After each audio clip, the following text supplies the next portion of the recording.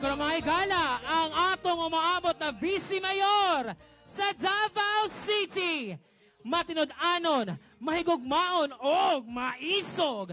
Numero 3 yung mga balota, pagka-Vice Mayor, Sebastian Baste Duterte! Para kay Baste Duterte, siya ating Vice Mayor. Yan si Baste Duterte, siya ay para sa Davao. Si Baste Duterte, habang buhay nating leader. Ang mga Duterte, magkaisa tayong lahat. Para kay Baste Duterte, siya ating Vice Mayor. Yan si Baste. Okay na. Mayang gabi sa inyong tanan. Iba mo, malipayon kay kung makakita o ingani kadaghang tao sa among rally. Salamat kaayo. Kay baw ko, nga bisag usa sa inyo, way gibayran ug way gipugos diri nga moadto. Ako mapaminaw nako karon, swerte ko nga mga taga Davao nagpakita og ingon ani. Ang kagustuhan nila nga maipadayon kung unsay nasugdan natong kaniadto. Kani inyong presensya diri ani nga rally mooy nagapakita o simbolo kini sa pagpadayon sa atong nasugdan diri sa Dakbayan sa Davao.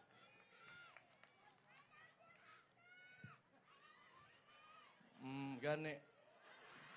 Kanang, kay ba mo, natay, kanang ginatubang nga sitwasyon, pero di na kay nako gusto palawman kay, klaro namang gyud pod nga, ang kontra nato, ang mismong presidente pagyud sa Pilipinas, mooy gahatag, gusto tang palisuran, gusto tang ipiton, gusto niya nga ang Davaoenyo muluhod.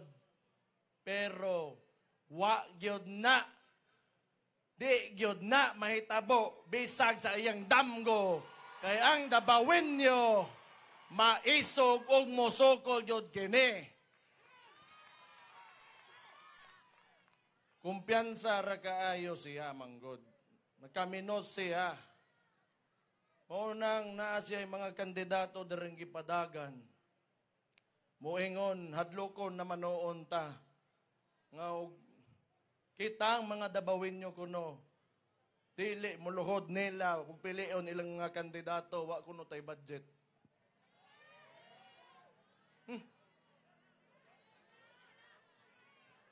Ngano, mga matay, batay taogma, kung wa tay budget. Dili ta mga alipin sa kwarta. Dili ta mga alipin sa kwarta. Pero unfortunately, ang atong gobyerno karon nagbutang og mga kandidato sa tibuok Pilipinas nga ilaka unya patungtungan nila ang ginatawag nga ayuda. Isay nakadawat diri ayuda. Kana utda ninyo kuha na kaya tuan ang kwarta. Sunguga pa ninyo taman. Aron tungaga nila, kuwaon na to tanan. Sige, di gyud mo matagam. Kaminos gyud mo mga Davaoenyo. Ang Davaoenyo, bright na mga botante kini.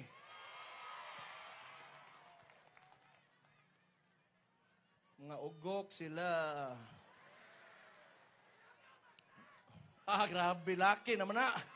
So naman eh. Uya na, murag di pa na ako kaya siguro. Ingon nila, sugod ray lood, pero murag, ay lang sa ron. Kuan. Ito ay nalipay ko nga makagitang yan ni kadagang tao. Swerte ko, magkaingon ko, swerte ko nga nahimo kong mayor, o niya mo na yung mga tao nga, kung mga ginadumala, swerte kay Kusnyo, salamat gid kayo. Naawa sa tulo ka tuig, ipalisdan ko nila, kay baw ko, kung wala ang salig ninyo sa amua, o sa ako nga mayor, hagbay ratang nabungkag. Pero tungod kay ang Dabawenyo, disiplinado, maisog, ug mubarog sa kamatuoran, ug unsay tama, hantod karon, buo lang gihapon ta.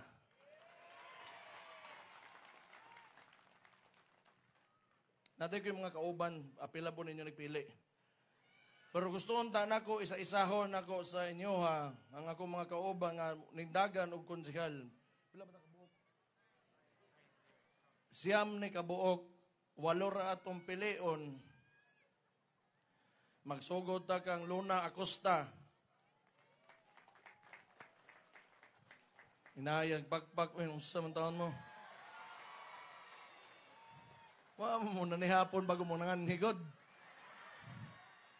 Si Luna Acosta, naabtan ako ayang inahan kaniadto 2019 pagsuod nako pagka Vice Mayor. Salamat pug kaayo nga gihatag ninyo ang boto sa kuha, nan isalig mo sa kuha. Karon 2022 man ta nag-uban no, katungguan. O ganahan mo og Acosta kini sila pag-abot sa City Council, labi nagtan-aw nila ikaayos sa katawhan, ilag yun ang idoso o ilag yung ipugos na maoning mga Acosta sa kung pagkailag yun. Si Luna Acosta. Ikaw kung sige magkag-cellphone ha, ikaw na sunod, tindog. Si TJ Corsino Braga. Pilay gihatag sa inyo ha.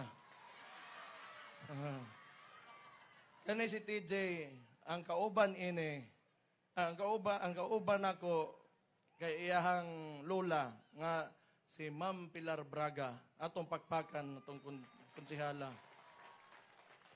Ang ganahan ako kang Ma'am Braga, kang Ma'am Pilar, kay buotan siya, unya maestra, strikta gyud ni.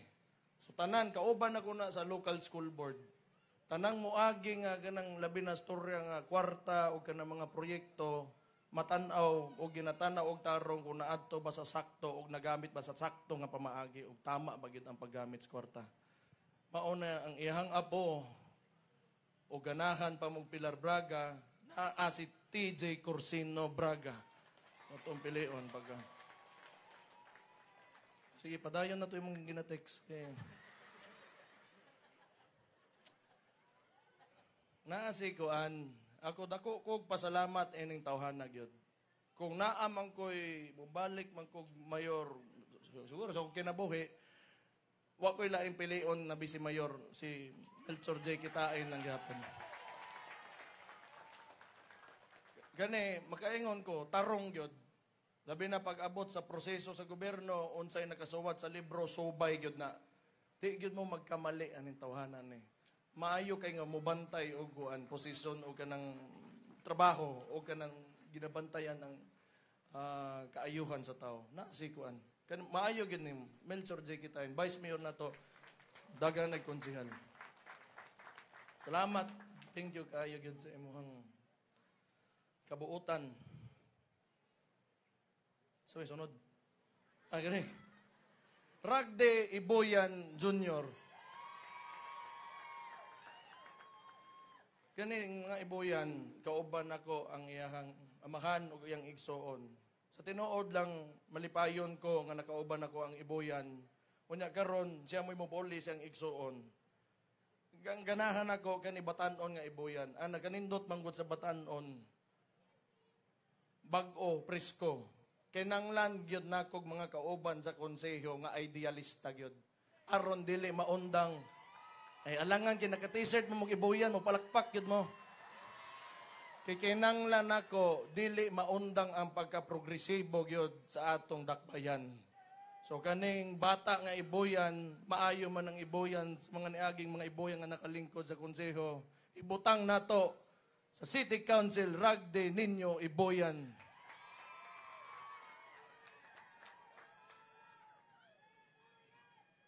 Iwit nagarigsa. Si Cookie Bonggoyan. Gani buotan, kugihan, makaingon ko kugihan kay pag naana siya ma-encounter nga sitwasyon mangutana moadto sa opisina nako mangutana og unsay maayong buhaton. Ang nakanindot ana kay ako may mayor nangayo og guidance sa kuha but pasabot aligned me permente sa among mga desisyon kani mga bunggoyan na among podto ihang uyuan kani adto nga nahimong vice mayor ni Papa.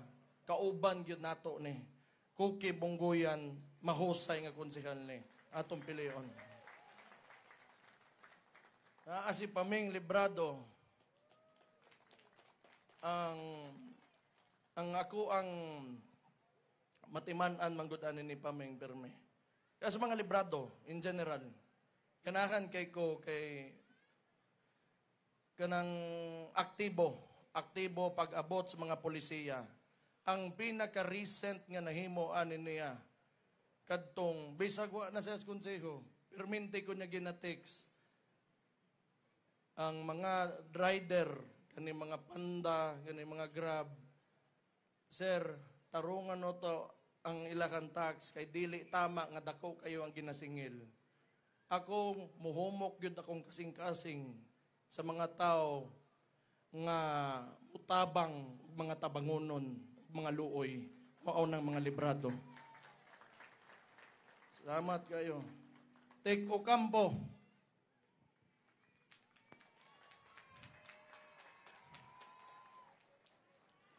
Si Tek Ocampo karon lang man ako ni nauban 2022 naman tanong. Oh. Pero believe ko kay ganahan kog konsehal. Okay si Tek, ganahan kog tawo nga politiko nga mostorya gyud. Kay nanglan na kog isog gyud. Kay aron pag oras gani nay mahitabo sa tusodad, nya labi naay abusado, salbahis, kani journalista manggod so anadaan nga mosulti ug mulaban gyud. So naa mao nang ganahan ko kay Tek Ocampo kay iyahang kusog na reserba gyud para sa mga Dabawinyo labi nag pag-abot sa makatarungan. Salamat kaayo Tek. Naa si Bones Militar. Nanaba ka. Oh, nanaba ka. Okay manoon cute. Ang kani kuyaw gyud ning ang lolo ani. Believe gyud kay ko sa lolo ani. Kinakauban pod nako the late Boni Militar, tong abogado. God bless his soul. Mao na yang apo mahusay kaayo to. Ug motuo ko nga ang apo murag kamintanan kasagaran pod diri apo ug mga anak man me. Daghan pog nabuhat ang mga militar pod sa atuang distrito. Ug nangita mog militar naa si Bones Militar para ninyo.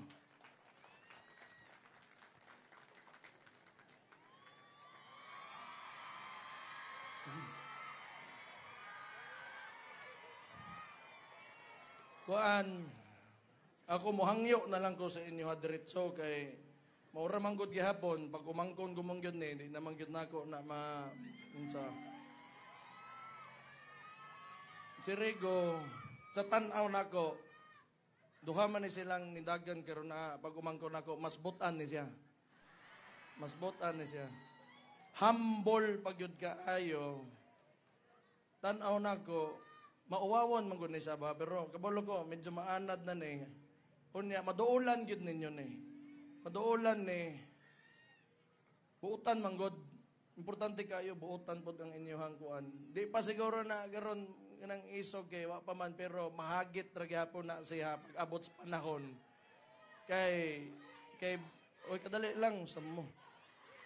Kay baw ko pag abot gani moabot ka sa crossroads nga mopili ka nga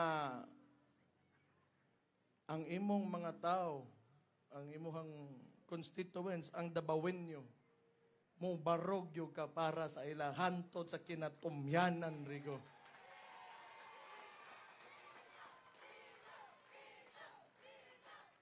Okay na to tama na to. Ingon sila, pabor-pabor na ni kay paggumangkon. Kaning hugpong sa tawong lungsod, kasagaran sa mga anak o apo, O tanaw ninyo nga wala may sayop, may nakasala sa inyo ha. Unta, muhangyo ko ninyo, ibalik gihapon may karong eleksyon na.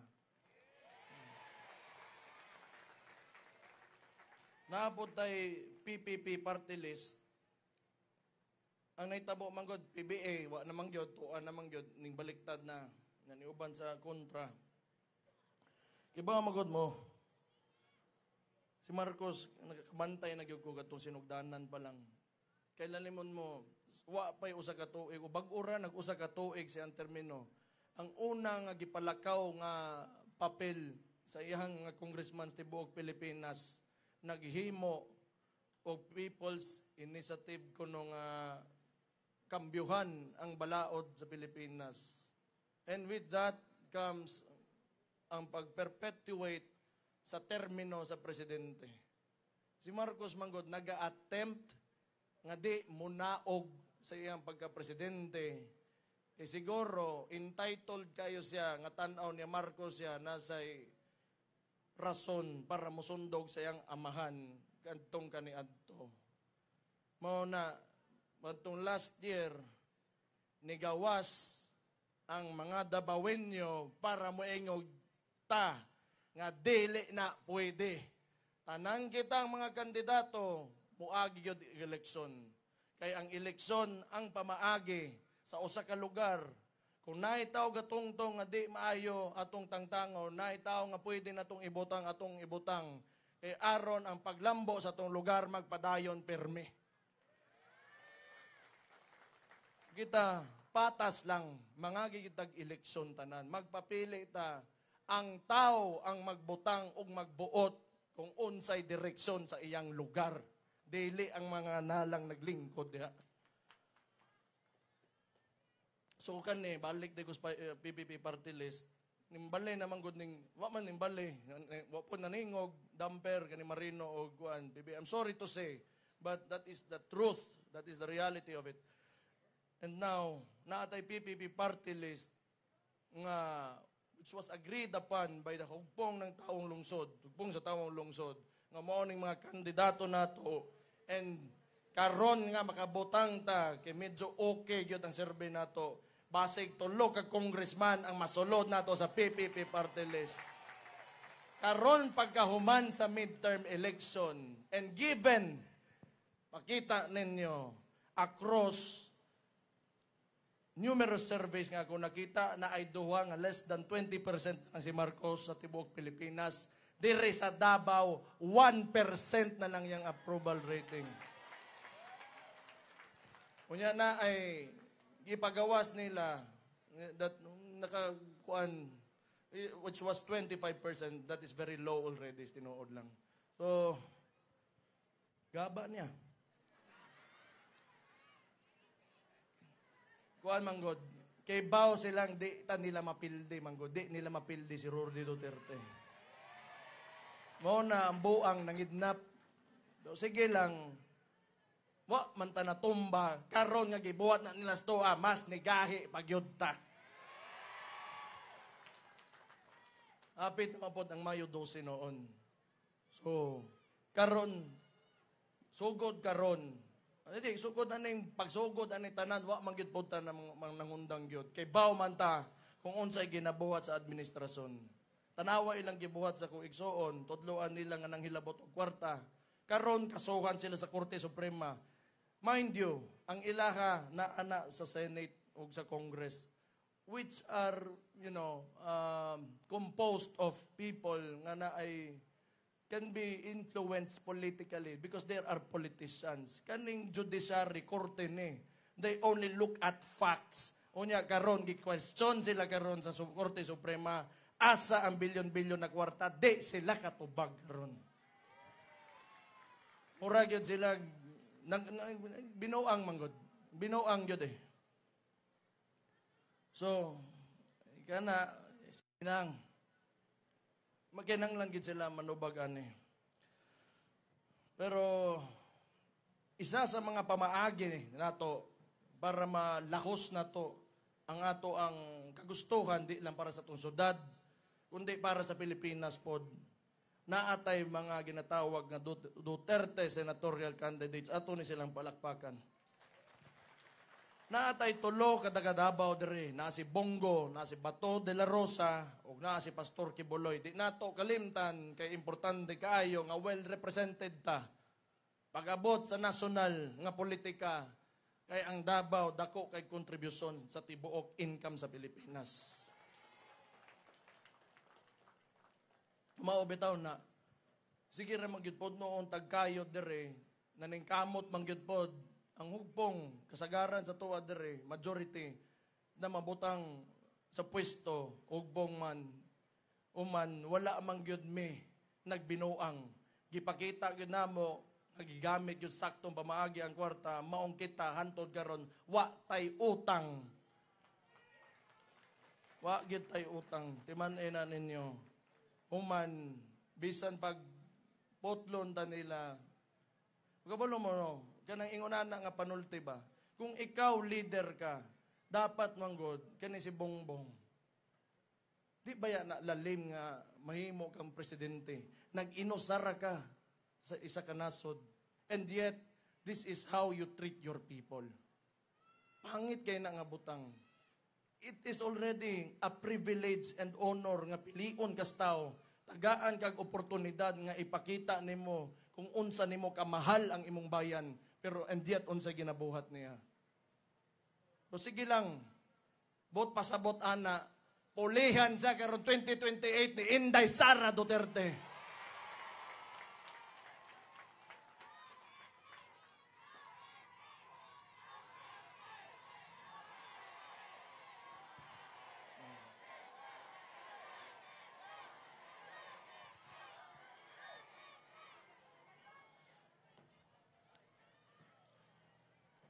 Piti gina siya. Kuan, di na nako siguro usa-usahon, pero gabi ni si Raul Lambino, may braba manulti gyud. Nya Ilocano di ay ni. Si Kuan Raul Lambino. Nya napos Jimmy Bundok, na abogado, kasagaran dre abogado. Na si Ipe Salvador, dugay ng loyalista gyud, kaayo sa 2016 pa lang.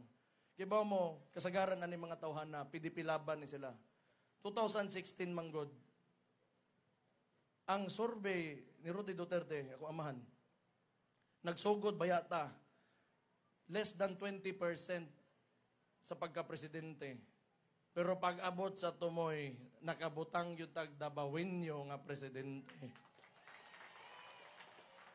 Hindi sila, hinay-hinay, gasaka. Basig, malawing Ginoo, kaloy anta. Mahitabo ug unsay nahiba tong 2016, maato agyud ni tanan. Vote straight PDP laban gyud ta. Maayo man kay ang musay mangutana magud ta nga nganong moboto mo tag senador nga sahay di nato makit-an ana. Panguna-unaon nato imposible man pud gyud na mastorya na to tanan. Pero kini sila, usara mo ang partido, usara mo ang giya, PDP laban, plataforma gyud kini ni Rudy Duterte. So maora gyud na subayo nila ug maora na ilahang barugan pag-abot makalingkod sila sa Senado. Atong palakpakan atong mga kandidato pagka-senador sa PDP laban. So ako ganahan lang mo. Ganahan sa kuwa. Okay raman po siguro.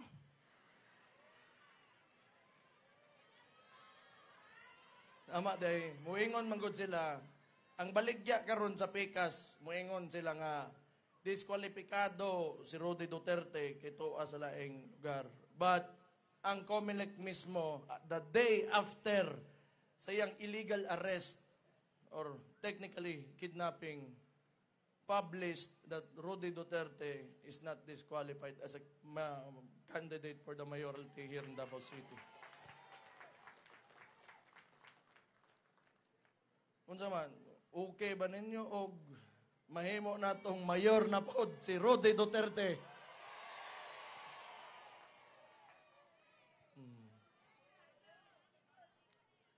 Sige lang. Tanaw na ko, napaman sa trial, September, pero ang kaso ra mo istoryaan, matod pas mga abogado dito, mga international ICC lawyers, layo kay sa tinuod kung naa may kaso nga ma-convict si Rudy Duterte. Imposible. Nga, tuo lagi sila gyud ug ilang kwaon, nga ilahang ingana bang hugaw kay modula gyud. Hugaw gyud kay modula. Sultihan ta mo. O sige na lang, kay di magana sila magsilbi gyud sto Di na sila magsilbi. Ako, daghang mag-istorya ang pikas, wa daw ko'y plataporma, nga na, so ubuang mo'y plataporma. Nga na ba, masigira daw ko andaot sa presidente. Ingon ra kog tinuod. Wa man ko nandaot, kung nadaot sila sa kong giingon, bot pasabot, gihimo to nila, giingon ako tinuod, nadaot sila sa ilang kaugalingong binuhatan. Kita man ninyo. Kung mustorya ganang, unsa ta dre mga bata, serious man nga platform ning politika. We are talking about the lives of the Filipino people and the citizens of Davao. Unya mag-ingunan na lang, diloy. Ingunan na. Palihog ko, ipakita lang to mga achievement para sa amo kayo. Wala lagi na ba? Mayroon sila, walay plataforma, wala lagi, pero napoy resulta. Asa mo kitang ingunan na. Nya pagkahuman ani, masuko na po sila, ingno na po ko nila gambugiro. O di sige. Sumaon ni sa dagan mamanggit unta ni, ibalin, sige na, ibalin ba? Oh. Pero kani manggod, kani ingon ani, bisag kinsa nga politiko, bisag pagmuadto mo sa laing kalibutan, mao ginay unang pangsulti sa mga politiko nga mao ni nahimo nako naa mo gud daan. Kay baw manggod mo. Mao nandi ko mo storya plataporma kay tanang ginaingon ni Carlo Nograles nga buhaton niya nahimo na nato.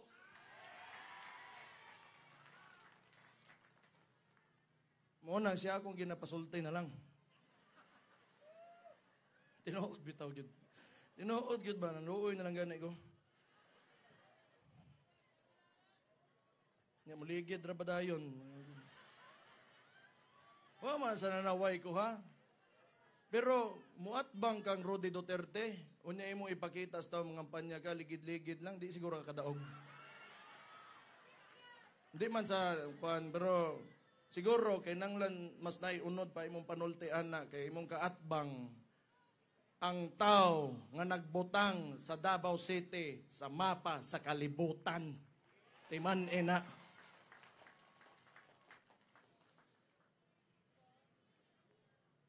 Nahutdan ako gingnon. Nahutdan ako isulti. Akong maguwang, tiba mo inganing nahitabo manggod.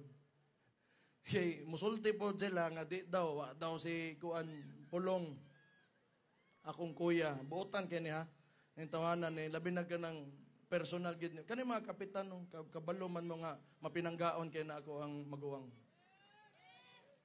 May gabi itay sa inyo ha. May gabi itay sa inyo ha. Pakpakan na to mga kapitan.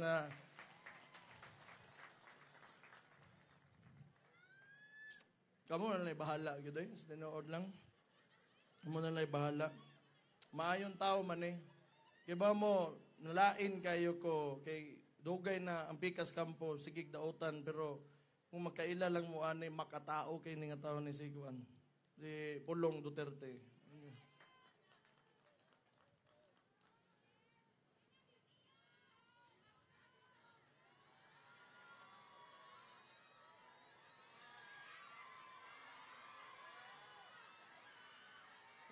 Kabalo mo ba? Mukanta ba? Pero pagaw, magkanta mo tao karon para sa inyo ha. Nganong nitoo mampod mo?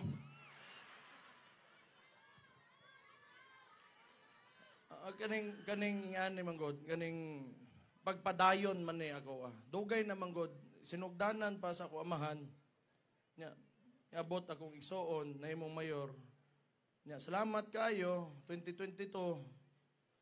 Inyo kong gipili nga mayor, thank you kaayo. Salamat kayo, anak. Dili na, like I said, ganiha, It's a rare opportunity for someone nga mapili sa usa lugar nga ikaw rang mag-inusa nga mo'y lead sa mga tao. So, kaning ingon nani sobra-sobra nagaayo nga ako naabot sa akong kinabuhi. Wa na koy daing pangitaon pa. Nakita nako nga nisalig pud Moscow ako kay nangabutang. Og karon mahimo kong vice mayor ninyo. Parehason lang gyapon nako. Akong pasalamat, ibaos na lang yun nako sa pagpanerbisyo sa inyong mga dabawin nyo. Salamat yun kaayo. So ako maayo man ang dagan.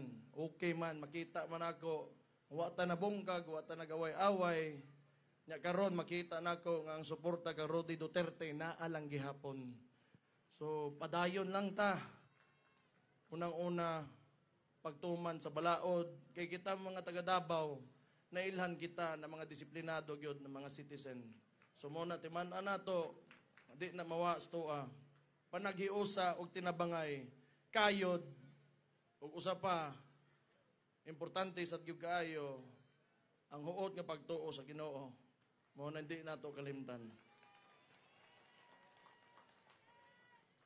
So wa namang gyud pugoy maingon, anto didto na lang ko. Gusto lang ko magpasalamat sa inyo usab nga 2016 nakabutang gyud tag presidente nga Dabawenyo ug dili na basta-basta nga mahimo sa usa ka syudad. Kita ra ang nakahimo og first Mindanaoan nga presidente, si Rodi Duterte. 2022, gihimo ninyong Vice Presidente ang akong igsuon. Salamat kaayo sa salig nga ginapakita ninyo sa amuang pamilya. Ug pohon, maluoyng Ginoo, magbutang na butag presidente sa 2028 nga Dabawenya si Inday Sara Duterte. Total, wala may kuan. Wala man tanawa karon ang garbo nato, mga garbo nga proud kay nga Dabawenyo nga nakitaan sa tibuok Pilipinas nga natay isa ka presidente nga nagpakita kung unsa ka mahusay mo daog gobyerno. So ang Davao City walay kaparehas. Ipadayon ta na pag-abot sa 2028 di lang ta mangundang pirmi kita musukol basta kita nasa makatarungan ug nasa kamatuoran ug unsay sakto kinahanglan barugan nato para sa tanang Pilipino, para sa tanang Dabawenyo gyud. So salamat kaayo sa inyo ha. Salamat kaayo sa inyong pag-adto diri naminaw sa mo ang mga kandidato sa hugpong sa tawong lungsod. Doon na kaayo ang eleksyon. Pila na lang ka adlaw. Ay mga 3 ka semana siguro. Pero ako musalig ko nga ang suportan ninyo kay Rodi Duterte ug sa hugpong sa tawong lungsod hantod Mayo 12 gyud ni naami dire para pilion ninyo karong Mayo 12 sa atong eleksyon. Salamat kaayo. Pohon nagkita-kita ra gyapon ta padayon sa kaayuhan, padayon sa pagpalambo sa atong mga kaugalingon. Mabuhay mong tanan, Davao City. Thank you kay sa inyo. Mabuhay ang Davao! Mabuhay ang Davao! Mabuhay ang Davao! Thank you kayo and God bless you all.